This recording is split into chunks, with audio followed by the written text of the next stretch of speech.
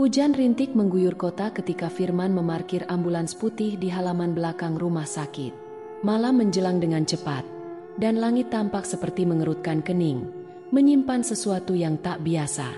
Firman, sopir ambulans yang telah mengantar puluhan jenazah ke berbagai tempat selama 10 tahun terakhir, menatap tubuh kaku di dalam kantong jenazah dengan tatapan kosong. Tapi entah mengapa malam ini, dadanya terasa berat, seperti ada sesuatu yang menekannya dari dalam. Seorang perempuan tua dari kampung terpencil bernama Rawa Singep. Ia meninggal seminggu lalu, namun baru malam ini jenazahnya diizinkan dibawa pulang oleh keluarganya. Kematian yang katanya tidak wajar, namun tidak ada yang berani menjelaskan lebih lanjut. Firman menyapu pandangannya ke arah keluarga yang mengantar. Mereka berdiri diam seperti patung di bawah naungan payung lusuh. Seorang pria tua, yang mengaku sebagai cucu almarhumah, menghampirinya perlahan. "Mas Firman," katanya pelan, "ikutin petunjuk ini ya. Jangan pakai GPS. Jangan tanya orang lain. Dan yang paling penting, jangan berhenti. Apapun yang terjadi, terus jalan sampai tiba." Firman menerima secari kertas kusam dengan tulisan tangan berwarna hitam. Bukan jalan manapun yang pernah ia lalui. Ia bahkan sempat mencari nama desa itu di peta digital sebelumnya. Tidak ada. Seolah desa itu tak pernah ada. "Ini serius, Pak?" tanya Firman, setengah tertawa. Pria tua itu tidak membalas. Ia hanya menatap lurus ke matanya, lalu mundur tanpa sepatah kata lagi. Firman mengangguk pelan, berusaha menepis keganjilan yang menyusup dalam pikirannya. Ia menyalakan mesin ambulans, mengenakan sabuk pengaman, dan melirik arloji digital di dashboard. Pukul 17.44 waktu Indonesia Barat. Langit kian menggelap saat mobil meninggalkan gerbang rumah sakit. Lampu jalan satu persatu menghilang dari pandangan, tergantikan oleh pohon-pohon rindang yang seperti membungkuk memberi salam. Di belakang, jenazah Embok Sarinem terbaring kaku dalam diam. Tapi Firman merasa ia tidak benar-benar sendiri. Dan begitulah, malam itu dimulai perjalanan terakhir yang tidak akan pernah ia lupakan. Jalan yang tidak tercatat di peta, menuju sebuah desa yang seharusnya tidak ada. Mobil ambulans melaju pelan menyusuri jalanan aspal yang mulai retak. Lampu sorot menembus rintik hujan dan kabut tipis yang menggantung rendah. Suara mesin berbaur dengan detak jantung Firman yang perlahan meningkat. Ia membaca ulang catatan rute di tangan kirinya. Ditekuk dan lembab karena telapak tangannya basah oleh keringat dingin. Lurus hingga melewati jembatan kayu. Belok kiri saat menemukan pohon beringin dengan kain merah di pangkalnya. Ikuti jalan setapak masuk ke dalam hutan. Jangan berhenti. Jangan menoleh. Petunjuk itu terasa seperti teka-teki, atau semacam mantra. Logika Firman menolak, tapi instingnya, yang telah menemaninya dalam banyak situasi genting di jalanan malam, menyuruhnya untuk mematuhi. Ada yang tidak beres, tapi juga ada yang lebih menakutkan jika ia membangkang. Saat ia berhenti sebentar di pinggir warung kecil untuk membeli kopi kaleng, seorang ibu tua pemilik warung menghampirinya. "Nginep aja dulu, Nak," kata si ibu dengan nada khawatir. "Jangan terusin malam-malam begini. Jalan ke arah sana suka ngilang." Firman tersenyum tipis. "Saya cuma antar jenazah, mau ke desa Rawa Singep." Mendengar nama itu, wajah si ibu langsung berubah. Ia mundur selangkah.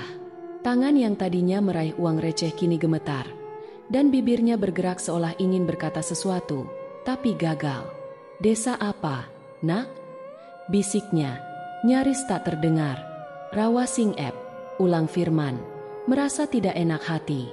Ibu itu menatap ke arah hutan di kejauhan, lalu menatap Firman kembali. Matanya kini berkaca-kaca. "Rawa Singep itu bukan tempat orang hidup." Ucapan itu membekas seperti bisikan dingin di tengkuk Firman. Tapi sebelum ia sempat bertanya lebih lanjut, si ibu sudah masuk ke dalam warung dan menutup tirai kayu dengan keras. Firman berdiri mematung sejenak, lalu kembali ke dalam ambulans, menggenggam erat setir seolah bisa memeras sedikit keberanian darinya. Ia melirik arloji digital di dashboard. Pukul 2 waktu Indonesia Barat. Padahal, seharusnya belum tengah malam. Ia melihat ke kaca spion, Untuk sesaat, seolah ada bayangan putih duduk di bangku belakang, di samping kantong jenazah. Tapi saat ia menoleh cepat, tak ada siapa-siapa. Firman menghela napas panjang dan menyalakan kembali mesin ambulans. Ia tahu, dari titik ini, tidak ada jalan untuk benar-benar kembali. Jalan yang dilalui Firman makin menyempit. Aspal berubah jadi tanah becek, dan pepohonan di kiri kanan tampak makin rapat, seperti membentuk dinding gelap yang memerangkapnya. Lampu sorot ambulans menari-nari di antara bayangan batang pohon dan ranting kering yang menjuntai seperti tangan kurus dari langit malam. Firman menatap kaca spion lagi, kebiasaan lama untuk memastikan jenazah tetap aman di belakang. Tapi kali ini, ia membeku.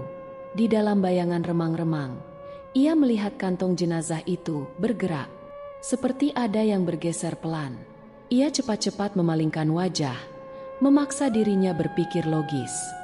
Tiba-tiba, dari kejauhan, ia melihat seseorang berdiri di pinggir jalan. Sosok perempuan tua, mengenakan kebaya lusuh dan jarik, rambutnya putih kusut menjuntai ke dada. Ia berdiri diam menatap ambulans, seolah menunggu. Firman melambatkan mobil dan membuka jendela sedikit. "Bu, saya mau ke desa Rawasingep. Lewat sini, ya?" teriaknya, mencoba tetap sopan.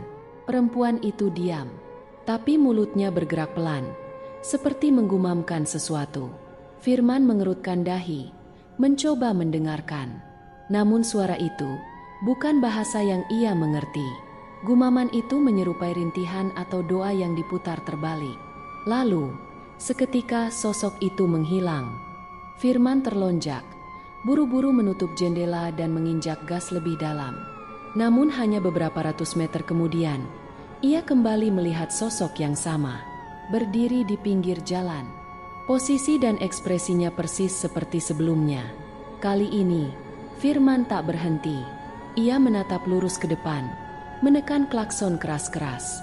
Ketika ambulans melaju melewatinya, sosok perempuan itu memutar kepalanya perlahan mengikuti laju mobil.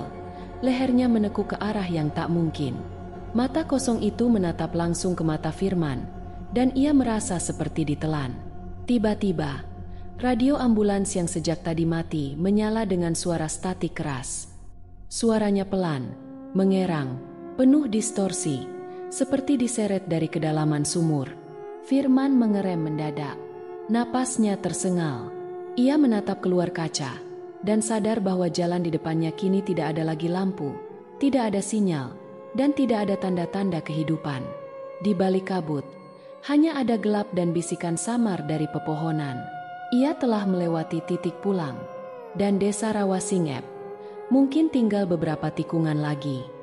Kabut turun seperti tirai tebal yang menyembunyikan dunia. Cahaya lampu ambulans tak lagi menembus lebih dari 2 meter ke depan. Pohon-pohon berubah menjadi siluet kelam, berdiri tegak seperti penjaga tanpa wajah. Udara menjadi lebih dingin. Firman menggigil meski semua jendela tertutup rapat. Ia menginjak rem pelan. Matanya menyipit mencoba mencari jalan. Tak ada lagi tanah merah atau batu-batu kecil di pinggir. Jalan ini berubah jadi jalur setapak yang hanya bisa dilalui satu kendaraan. Akar-akar pohon melintang di beberapa titik, seolah ingin menghentikan setiap roda yang mencoba melintas. Radio ambulans kembali menyala. Kali ini tak ada suara, hanya bisikan, seperti banyak orang berbicara serempak dari kejauhan, tapi tak satu pun kata yang bisa dimengerti.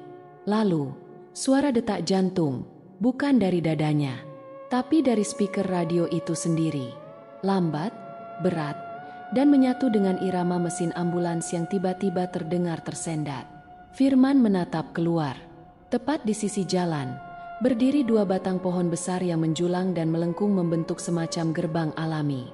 Di atasnya, samar-samar terlihat ukiran kuno pada batang pohon, seperti aksara tua. Ada kain hitam kusam melilit salah satu cabangnya. Namun petunjuk di kertas menyebut, jika kau temui 2 pohon tua yang menjulang seperti gapura, jangan berhenti. Itu batas antara dunia. Dengan tangan gemetar, Firman menyalakan lampu jauh, tapi cahaya malah memantul kembali oleh kabut. Tak ada pilihan. Ia menekan pedal gas, perlahan memasuki gerbang itu. Begitu melewati batas, suara di dalam ambulans berubah. Bukan hanya radio, tapi juga suara dari belakang. Seperti kain diseret, atau sesuatu yang bergeser sendiri. Firman melihat kaca spion sekali lagi, dan nyaris berteriak. Kantong jenazah itu terbuka sedikit.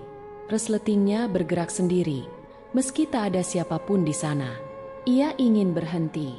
Tapi kata-kata si pria tua, "Jangan berhenti." Apapun yang terjadi, menjalar di pikirannya seperti mantra. Dan lebih buruk lagi, saat ia melihat ke depan, jalan telah berubah. Tak ada lagi hutan biasa. Dan di kejauhan lampu-lampu kecil seperti lentera menyala di sela kabut, menggantung tanpa tali. Bau busuk menyusup ke dalam kabin. Bau tanah basah bercampur darah dan dupa yang gosong. Firman menyadari, ia telah meninggalkan dunia yang dikenalnya dan memasuki perbatasan menuju desa Rawasingep. Desa yang tak pernah ada di peta dan tak seharusnya bisa ditemukan oleh orang hidup. Setelah melewati kabut dan gerbang pohon itu, suara mesin ambulans terasa aneh, lebih berat, seperti melaju di udara yang lebih padat. Jalanan berubah menjadi berbatu, lalu tanah kering yang retak seperti kulit ular. Di sisi kiri dan kanan, hamparan ladang kering terbentang, namun tak ada tanaman. Hanya batang-batang mati mencuat dari tanah, seolah sudah lama tak disentuh kehidupan. Tiba-tiba, di kejauhan, muncul bangunan-bangunan kecil dengan atap rumbia dan tembok kayu gelap. Desa itu muncul begitu saja, seolah ditarik keluar dari kabut. Firman memelankan laju ambulans. Di ujung jalan, sebuah papan kayu hampir tumbang, dengan tulisan tangan yang pudar. "Selamat datang di Rawasingep." Firman menggigil. Ini pertama kalinya ia melihat nama desa itu secara fisik. Jantungnya berdebar keras.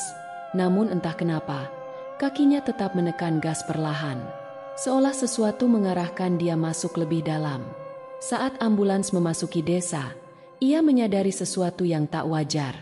Desa itu diam, bukan sepi karena malam, tapi diam seperti dimensi tanpa waktu. Penduduk desa mulai muncul dari balik rumah-rumah tua. Mereka berjalan pelan, serempak, seolah sudah tahu Firman akan datang. Wajah mereka pucat, tanpa ekspresi, dan mereka mengenakan pakaian lawas, seperti dari zaman penjajahan, kebaya kusam, kain batik pudar, dan beberapa pria dengan blangkon dan baju lurik. Mereka berdiri membentuk barisan di pinggir jalan. Tak satu pun berbicara, hanya menatap Firman dan jenazah di belakang. Seorang pria tua dengan sorban merah melambai pelan, memberi isyarat agar Firman memarkirkan ambulans di depan sebuah rumah besar berbentuk joglo, yang tampak lebih tua dari semua bangunan lain di desa itu. Rumah itu dipenuhi ukiran-ukiran aneh di setiap sisinya, dan di terasnya berdiri seorang wanita tua berpakaian serba hitam. Matanya putih, tanpa bola mata. "Bawa dia masuk," bisik wanita itu, tanpa menggerakkan bibirnya. Firman keluar dari mobil. Kakinya berat, seolah dipaksa oleh kekuatan yang tak kasat mata. Ia membuka pintu belakang ambulans. Namun kantong jenazah itu sudah terbuka sepenuhnya dan kosong. Tubuh Firman lemas. Jantungnya hampir berhenti berdetak. Ia menatap ke arah rumah tua itu, dan di ambang pintu berdiri sosok dirinya sendiri. Sosok itu tersenyum dan melambai pelan. Firman mundur, hampir jatuh. Tapi para penduduk desa sudah mulai mendekat, mengelilinginya dalam lingkaran senyap. Tak satu pun mengeluarkan suara, tapi dari mulut mereka semua mengalir darah hitam. Desa Rawasingep telah menerima tamu barunya. Dan Firman, sadar atau tidak, baru saja menyerahkan dirinya ke tempat di mana waktu, kehidupan, dan kematian tak lagi punya batas. Langkah Firman berat saat ia dipandu masuk ke rumah joglo besar itu. Lantainya dari kayu tua yang berderit halus setiap diinjak. Dindingnya dipenuhi lukisan wajah-wajah yang tampak mengenal rasa sakit dan kehilangan. Namun semuanya tanpa mata, hanya cekungan hitam dalam. Di tengah ruangan, ada peti mati tua dari kayu jati, dipahat dengan pola rumit yang menyerupai akar pohon dan tengkorak kecil. Di atasnya, terbentang kain kafan yang masih basah bukan oleh air, tapi oleh darah yang perlahan menetes dari langit-langit. Firman berdiri terpaku. Napasnya pendek dan berat. Di sisi peti, para penduduk duduk bersila dalam lingkaran. Kepala mereka tertunduk, bibir berkomat-kamit memanjatkan doa dalam bahasa yang asing dan purba. Irama doa mereka terdengar seperti gema dari dalam sumur tua, panjang, bergema, dan menyesakkan dada. Tiba-tiba, pintu belakang rumah terbuka. 2 orang pria bertopeng, satu wajah menangis, satu wajah tersenyum, masuk sambil membawa sesuatu di atas tandu. Firman hampir berteriak. Itu dirinya, tubuhnya sendiri, dingin, kaku, dengan luka di pelipis kanan dan dada yang membiru. Diletakkan perlahan ke dalam peti. Kepalanya diposisikan menghadap langit-langit yang kini tampak bergerak, seperti langit hidup yang berdenyut pelan. Wanita tua yang sebelumnya memanggilnya kini berdiri di sisi peti, membawa sebaskom air hitam pekat. Ia mencelupkan tangannya dan menorehkan cairan itu ke wajah Firman yang hidup. "Engkau telah sampai," katanya pelan, tapi bergema seolah ribuan suara yang mengikutinya. "Dan yang mati akan pulang." Firman ingin berteriak, melawan, melarikan diri, tapi tubuhnya kaku. Seolah waktu di dalam desa ini menekan setiap sendinya. Ia dipaksa duduk dalam lingkaran ritual. Tiba-tiba, penduduk yang tadi mematung mulai menangis. Tangisan tanpa suara, namun dari mata mereka keluar darah segar yang menetes ke tanah. Lampu-lampu lentera menyala sendiri. Asap hitam melayang dari peti mati. Lalu, mata tubuh Firman yang mati itu membuka. Seketika itu pula, Firman yang hidup merasa jiwanya ditarik. Pandangannya kabur. Suara jadi bergema. Ia merasa seperti akan terhisap ke dalam tubuh itu, seperti berpindah wadah. Suara radio ambulans menyala keras dari luar. "Firman, Firman bangun. Kecelakaan di KM 73. Jangan tidur, Firman." Suara itu memekakan, menghancurkan keheningan ritual. Semua penduduk desa menoleh ke arah pintu. Tubuh Firman yang hidup tersentak. Kesadarannya kembali sejenak. Ia sadar, ini bukan pemakaman biasa. Ini adalah perampasan jiwa. Dan jika ia tidak segera lari, maka yang keluar dari desa Rawasingep nanti bukan dirinya, melainkan sesuatu yang lain. Firman berdiri terpaku di dalam rumah joglo yang kini dipenuhi kabut hitam dan suara-suara bisikan dari sudut-sudut gelap ruangan. Suara dari radio ambulans masih bergema, memanggil namanya, seperti jembatan rapuh yang menghubungkannya dengan dunia nyata. Tubuh, dirinya, yang terbaring di dalam peti mulai bergerak. Jari-jarinya menekuk satu persatu, pelan namun pasti. Matanya kini terbuka lebar, menatap Firman tanpa berkedip, dan senyumannya berubah menjadi cengiran menyeramkan, seolah menantangnya untuk merebut kembali tubuhnya. Firman berteriak, membebaskan tubuhnya dari lingkaran ritual.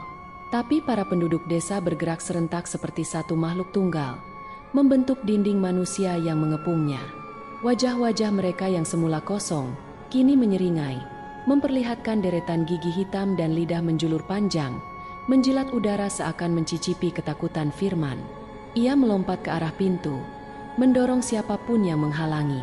Tapi setiap ia melewati satu penduduk, tubuh orang itu meleleh seperti lilin, hanya menyisakan suara tertawa kecil yang menusuk telinga. Begitu keluar dari rumah, Firman berlari ke ambulans. Kabut kini menutupi seluruh desa, namun lentera-lentera gantung menyala merah menyala, memperlihatkan bayangan para penduduk yang mulai merangkak ke arahnya dari segala penjuru. Tangannya gemetar saat mencoba membuka pintu ambulans. Dari balik kaca, ia melihat sosok dirinya sendiri duduk di kursi kemudi. Sosok itu menatap Firman dan menggeleng pelan, lalu meletakkan tangan di klakson. Suara klakson memekakan telinga, tapi tak terdengar seperti bunyi biasa, melainkan jeritan 1000 jiwa yang tak bisa mati. Firman mundur, putus asa. Tapi tiba-tiba, radio di dalam ambulans menyala kembali. "Firman, jangan kalah. Kau belum mati. Kau bisa pulang." Suara itu bukan dari petugas rumah sakit. Itu suara ibunya. Dengan tekad terakhir, Firman menendang kaca jendela ambulans, hingga retakannya menyebar seperti urat. Suara jeritan dari dalam rumah Joglo makin kencang. Penduduk desa mulai berlari, tidak lagi menyeret langkah, mereka berburu. Dengan satu teriakan, Firman menghantam kaca untuk terakhir kalinya. Ia merangkak masuk, menggulingkan sosok dirinya dari kursi kemudi. Sosok itu berteriak keras, wajahnya mencair, berubah menjadi kumpulan wajah-wajah lain yang menjerit dan memohon, "Jangan usir kami." Firman menyalakan mesin. Ia menginjak gas penuh. Ambulans menerobos jalanan yang kini berubah menjadi lorong gelap dengan wajah-wajah menyembul dari tanah, mencoba menggigit ban. Di kaca spion, Firman melihat seluruh desa Rawasingep mulai terbakar, bukan oleh api, tapi oleh cahaya putih yang muncul dari langit. Dan dari kejauhan, seperti titik harapan, tampak cahaya terang lampu jalan raya. Firman berteriak, bukan karena takut, tapi karena tahu, ia belum kalah. Dalam kekacauan antara dunia yang hidup dan yang sudah seharusnya mati, di tengah teriakan dan suara gemuruh yang semakin mendekat, tiba-tiba radio ambulans kembali mendesis dengan sinyal yang pucat. Dari dalam kabut yang pekat, muncul suara samar, seperti bisikan dari ujung lorong waktu, tak sepenuhnya manusia, namun juga bukan murni arwah yang tersesat. Di tengah ketegangan, suara itu terdengar jelas seolah membawa pesan penyelamatan. "Firman, bangun, dengarkan aku."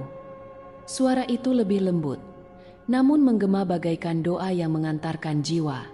Setiap kata seakan menguak tabir antara dunia nyata dan dunia gaib. Sepintas, Firman sempat ragu apakah itu imajinasi atau kenyataan. Di antara suara gemuruh mesin yang masih meraung dan jeritan sesosok dirinya yang lain yang masih menjerit dari balik kaca pecah, ia mendengar lagi kalimat, kali ini dari seorang suara yang mengingatkannya pada masa kecil, suara ibunya yang hangat namun penuh duka. Pesan itu menggetarkan jiwa. Seolah diatur oleh kekuatan yang tak tampak, suara dari radio itu mulai meredup suara gemuruh di sekelilingnya. Ruang waktu dan ruang nyata pun tampak berkontraksi. Cahaya lampu jalan raya yang dahulu tampak sebagai penanda keselamatan mulai memudar, digantikan oleh kilatan redup dari obor-obor yang menari di antara bayang-bayang. Firman menekan kemudi dengan penuh tekad. Meski seluruh tubuhnya merasa berat dan seolah ditarik oleh kekuatan yang ingin menahannya, ia mendengarkan suara tersebut, mencoba untuk memusatkan pikirannya di sini dan sekarang. Setiap getar mesin seolah memberi irama bagi perjuangan antara jiwa yang akan terperangkap selamanya dan keinginan untuk kembali ke dunia nyata. Dalam momen itu, ia ingat pesan yang pernah didengar pada malam-malam buruk sebelumnya, bahwa tidak semua suara di radio adalah nyata, namun dalam situasi genting, hanya satu yang bisa menyelamatkan, suara yang datang dari hati, dari sebuah kenangan yang pernah menuntun keluarganya melewati kegelapan. Meski bayangan sosoknya yang lain masih menjerat, Firman menarik napas panjang, membiarkan suara ibunya itu mengisi ruang di antara keraguan dan ketakutan. Ia mengatur ulang tuas kemudi, mencoba melibas kabut yang membungkus desa gaib itu, berusaha mencari jalan kembali ke dunia yang semula ia kenal. Radio itu terus bersuara, seakan menjelaskan bahwa petualangan kelam ini bukan hanya tentang melawan makhluk gaib, tetapi juga tentang menemukan kembali jati diri dan keberanian yang telah lama terkubur. Suara tersebut memekakan di antara bisikan arwah, mengingatkan Firman bahwa keluarganya, sejarahnya, dan keberadaannya sendiri masih menanti di dunia yang nyata. Langkah demi langkah, dengan bantuan suara yang terus memanggilnya, Firman berusaha memutar balik nasib. Di balik riuh gemuruh yang mendesak, seberkas cahaya mulai merayap masuk ke dalam kabin ambulans, sebuah secercah harapan di tengah lorong kegelapan. Ketika ia mencoba mendekati titik di mana dunia nyata berujung pada relung kegelapan desa gaib, suara itu semakin jelas. "Jangan berhenti. Kau belum selesai. Teruskan, bergerak ke depan." Dalam momen yang penuh ketegangan, Firman tahu bahwa ia harus melawan takdir yang telah lama tertulis, bahwa setiap detik yang berlalu adalah perjuangan antara kehidupan yang masih bisa ia raih dan kegelapan yang ingin menelan jiwanya. Detik demi detik, dengan radio yang masih berbisik pelan namun penuh arti, ia berupaya membuka jalan pulang, menyusuri lorong kabut dengan keberanian yang nyaris tak terbayangkan. Ambulans itu melaju cepat, menembus kabut yang kini semakin tebal, seperti selimut kelam yang mencoba menahan Firman di dunia yang tak seharusnya ia pijak. Suara radio terus terdengar, namun kini berubah menjadi seperti rintihan samar. Suaranya semakin jauh, seolah Firman sedang berlari menjauh dari sesuatu yang ingin mengejarnya. Dan di balik radio itu, suara lain mulai bersaing, lebih dalam, lebih gelap, lebih mengancam. Firman, kembali ke tempat kami. Kembali, Firman. Suara itu bukan lagi ibunya. Itu suara lain, suara yang berat dan penuh kebencian, seperti suara orang-orang yang sudah lama mati, terperangkap di suatu tempat yang terlupakan, menunggu jiwa baru untuk menggantikan mereka. Firman menatap ke depan. Di hadapannya, jalan yang ia tempuh semakin berliku, penuh tikungan tajam, dan kabut yang semakin pekat menutup pandangannya. Tak ada lampu jalan lagi. Tak ada tanda apapun yang bisa ia jadikan petunjuk. Hanya gelap dan jalan setapak yang tampak tak berujung. Tiba-tiba, pintu kaca jendela mobil terbuka dengan sendirinya. Angin dingin yang mematikan masuk begitu saja, menghempaskan tubuhnya dengan kekuatan tak terbayangkan. Firman menggigil, bukan hanya karena dingin, tetapi karena sesuatu yang lebih besar. Seseorang atau sesuatu ada di luar sana, mengintai, menunggu saat yang tepat. Seketika itu pula, darah mulai menetes dari langit, bukan hujan, tetapi cairan merah pekat yang mengalir perlahan membasahi kaca jendela. Setiap tetesan yang jatuh seolah membawa aroma busuk yang tajam, membuat perut Firman terbalik. Dia ingin berhenti, ingin melawan rasa takut yang membekap, tetapi sesuatu mendorongnya, sebuah kekuatan yang lebih kuat dari rasa takutnya. Ia terus menginjak gas. Mobil melaju lebih cepat. Namun darah itu terus menetes. Setiap tetesan yang jatuh ke kaca jendela menggambar pola-pola aneh, seperti petunjuk atau peta menuju kegelapan yang lebih dalam. Di luar sana, bayangan-bayangan bergerak cepat. Makhluk-makhluk berbentuk kabut, dengan mata merah yang menyala, menggantung di udara. Mereka mulai mengikuti ambulans dengan kecepatan yang mengerikan, seolah mengejar Firman yang berusaha melarikan diri. Firman mendengar suara tawa mengerikan dari luar. Tawa itu datang dari segala arah, dari dalam kabut, dari belakang mobil, dari atas. Sosok-sosok berbentuk kabut itu mulai muncul, dan mereka tampak seperti wajah-wajah yang pernah ia kenal. Di antara tawa itu, Firman mendengar suara ibunya lagi, kali ini lebih rapuh dan penuh kepedihan. Kau harus melawan, Firman. Jangan biarkan mereka merenggut hidupmu. Kau bukan bagian dari mereka. Firman terbatuk, matanya berkunang-kunang. Darah itu semakin banyak, menggenangi jalanan, membuatnya licin dan berbahaya. Setiap kali ambulans melaju lebih cepat, darah itu mengalir lebih deras, seolah menyapu jalanan menuju kegelapan yang tak dapat ia hindari. Mata Firman mulai terasa perih, namun ia tetap berusaha bertahan. Ia tahu bahwa semakin ia melawan, semakin besar pula kekuatan yang mencoba menariknya kembali ke dunia yang tidak seharusnya ia kunjungi. Ia merasakan sesuatu yang mengerikan, sesuatu yang mulai menarik tubuhnya ke arah kabut itu, memaksanya untuk berhenti. Namun, saat itulah, radio kembali bersuara. Jangan berhenti, teruskan, selamatkan dirimu. Suara itu kali ini sangat jelas, dan Firman tahu bahwa suara itu bukan hanya sebuah peringatan. Itu adalah suara yang memberinya harapan. Ia menarik napas dalam-dalam, mengendalikan ketakutannya, dan menginjak gas lebih dalam lagi. Ambulans itu melaju dengan kecepatan yang hampir tidak mungkin, menembus kabut yang semakin tebal, sampai akhirnya, di kejauhan, ia melihat sebuah cahaya terang. Cahaya itu semakin dekat. Di ujung sana, Firman bisa melihat pintu keluar dari dunia ini. Namun saat ia hampir mencapai cahaya itu, sosok-sosok kabut itu semakin mendekat, mengepung ambulans, menghalangi jalan. Tangan-tangan hitam panjang mulai meraih, mencoba menarik Firman kembali ke dalam kabut. Firman menggertakkan gigi, menatap cahaya itu dengan penuh harapan, dan menerjang maju. Namun, sesuatu di luar jangkauannya merenggutnya. Sebuah tangan yang dingin, berbentuk kabut hitam, menarik kakinya dengan kuat.